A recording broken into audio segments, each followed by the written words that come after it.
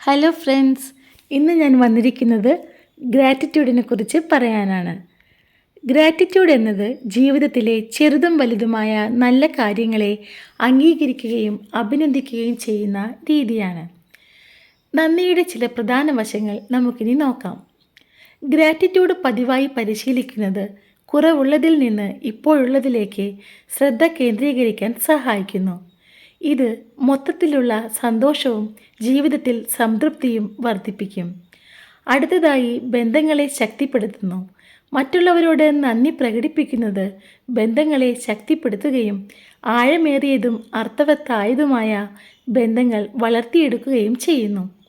മറ്റുള്ളവരുടെ പ്രയത്നത്തിനും ദയയ്ക്കും ഇത് വിലമതിപ്പ് കാണിക്കുന്നു. അടുത്തതായി പിരിമുറുക്കം കുറയ്ക്കുന്നു.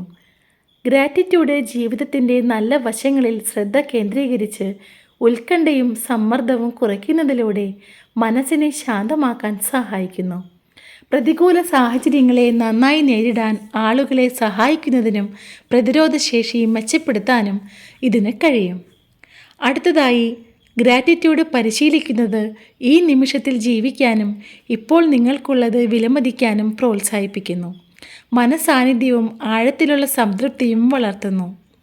അടുത്തതായി നന്ദി പരിശീലിക്കാനുള്ള ലളിതമായ വഴികൾ എന്താണെന്ന് നോക്കാം. ഓരോ ദിവസവും നിങ്ങൾ നന്ദിയുള്ള 3 കാര്യങ്ങൾ എഴുതുക. അടുത്തതായി നിങ്ങളുടെ ജീവിതത്തെ ക്രിയാത്മകമായി സ്വാധീനിച്ച ഒരാൾക്ക് നന്ദി രേഖപ്പെടുത്തി അയയ്ക്കുക. അടുത്തതായി ധ്യാന സമയത്ത് നിങ്ങൾ നന്ദിയുള്ള കാര്യങ്ങളെക്കുറിച്ച് ചിന്തിക്കുക.